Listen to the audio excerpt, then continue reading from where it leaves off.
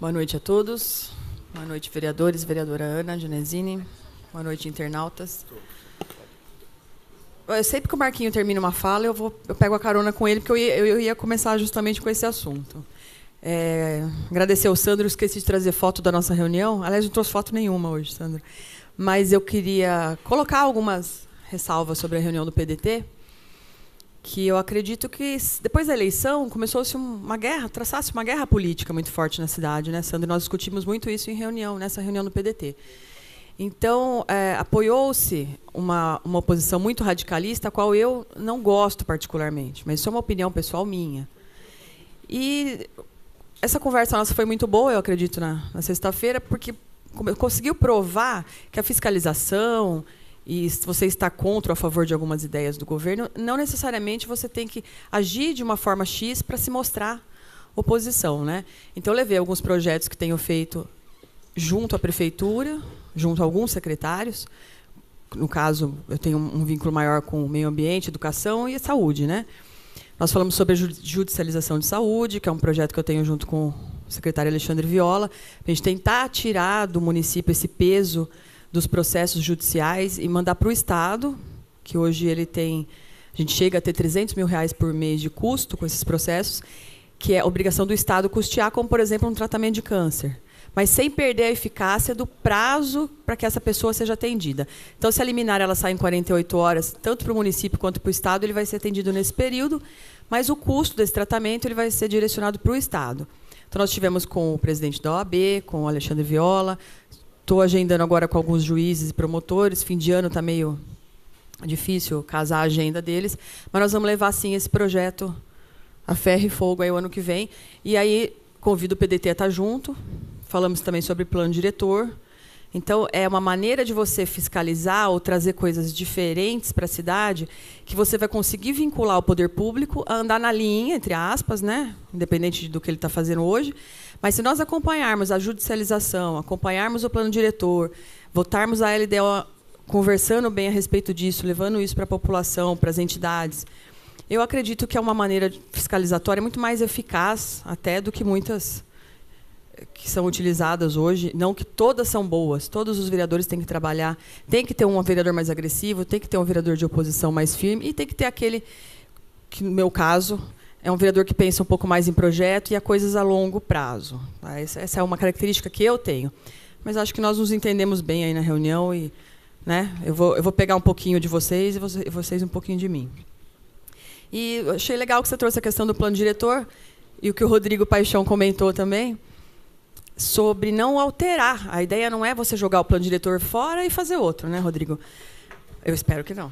Mas eu como sou muito ligada à área de meio ambiente, de bem-estar animal, eu percebi algumas coisas que eu acho que você até levou em pauta na última discussão da LDO, ou do último plano diretor, não me lembro, na época da Fazenda Cachoeira, que nós precisamos incluir no plano diretor na questão de meio ambiente. Então, eu estou abrindo uma comissão de assuntos relevantes, queria convidá-lo já, Sandro, a todos os vereadores, para que a gente acompanhe as reuniões do CONDEMA. Porque existem alguns planejamentos, quem acompanhou aí a questão da habitação ecológica, proposta lá atrás pelo Marcos Feijó, nós não temos isso hoje no plano diretor, né, como uma obrigatoriedade dos novos condomínios se adaptarem à passagem de animais silvestres, a reciclagem e reutilização de água. Inclusive, não tem um custo maior hoje para o condomínio. Tem a questão das lâmpadas de LED, que a Ana colocou o projeto na tribuna, e, infelizmente... Quer uma parte, vereadora? Uma parte, vereadora. Um dos temas que a gente tem que incluir nessa sua pauta, vereadora, é o reuso de água. Com certeza. A gente tem que começar a tratar disso também em novas construções que a prefeitura ainda não fez. Exatamente. Então, e a questão das lâmpadas também, porque a lâmpada de LED ela tem uma economia, ela até custa um pouquinho mais caro, o Paulinho está nessa frente aí, orçamentária, mas ela tem um tempo de vida, né? Em casa, eu comprei todas as lâmpadas LED, ela dura 2, 3 anos, é um pouquinho mais cara que a lâmpada comum. Então, vale a pena. Então, incluir... esses projetos são todos ambientais. Eu acho que, na questão ambiental, o plano diretor peca bastante, falta muita coisa. Então, existem já as áreas de APP, as áreas de reserva, mas nessas áreas existem também a necessidade dos links, dos corredores ecológicos, que hoje não tem, por exemplo. Então, temos que tomar cuidado com o mercado imobiliário nesse sentido, né? Tentar convencer aquele proprietário de terra ou a ceder aquele espaço, ou ver se a gente vai buscar isso através de uma promotoria, mas de alguma maneira isso tem que ser feito. E acho que agora é o momento da gente discutir isso para o ano que vem ninguém se arrepender de não ter discutido esse assunto, né? Então, conto com vocês. Amanhã já estou registrando a comissão aqui na casa. E a ideia é fazer reuniões com o CONDEMA, com os delegados do CONDEMA. Questão dos servidores, já me manifestei aqui outras vezes, continuo falando que nós, em algumas reuniões que eu tive presente, em especial Paulinho Palmeira e Florentino solicitaram a retirada do projeto, não sei se isso vai ser feito, mas o projeto como está não vai passar. Acho que todos os vereadores já se manifestaram nesse sentido. Eu sei que às vezes a gente não comenta, como o Nil falou alguma coisa aqui na tribuna, vocês ficam inseguros, mas eu não acredito que quase nenhum vereador vai votar a favor do projeto sem ele ter um pouco mais de substância, né? Que é o que falta para ele, na verdade. Aquela proposta que eu fiz na reunião hoje à tarde, infelizmente tive que sair, que tinha um pessoal de Araraquara aqui me aguardando, mas da gente começar a fazer algumas reuniões com os servidores, audiências públicas, enfim, temos o CEPROVI, temos o Centro de Convivência, até com um volume maior de pessoas. Claro que, se tiver representatividade de cada um, da Guarda Municipal, dos professores, da saúde, é interessante também, mas eu acho que, mesmo que vá um aglomerado maior de pessoas, dar uma força popular para o projeto é bom. Porque o projeto ele é bom e, pelo que eu converso com os servidores, todos eles querem essa mudança de regime. Mas é um assunto muito delicado e muito cheio de nuances, né? Então, ele tem que ser muito bem estudado, muito bem proposto, muito bem elaborado. Até porque, daqui 3 anos, muda o governo e o governo que vier também ele tem que conseguir dar continuidade a um projeto desse, independente dele ser oposição, situação, ou vier com uma outra linha de pensamento. Val, eu recebi... Boa noite. Seus recados é a questão do registro dos novos sorteios agora de casa própria. Eu já fiz uma indicação para que a gente consiga incluir, junto do cadastramento das pessoas, a questão dos animais domésticos que elas possuem. E aí vou até te falar por quê. A gente vai marcar uma reunião para você ver a importância disso. Toda vez que se tem uma mudança de domicílio, a pessoa às vezes mora, por exemplo, na Canudos, e ela tem um sorteio de um prédio de CDHU lá na Capela, normalmente ela vai abandonar esse animal aqui na Canudos. Anteriormente, porque não podia se levar para os apartamentos, hoje até pode, mas às vezes o animal é grande e acontece muito. E não é uma coisa assim de 10, 20, não, são 60, 70, a gente tem esse número de alguns anos aí. Então, o que a gente queria fazer é um trabalho preventivo, até de saúde pública, né?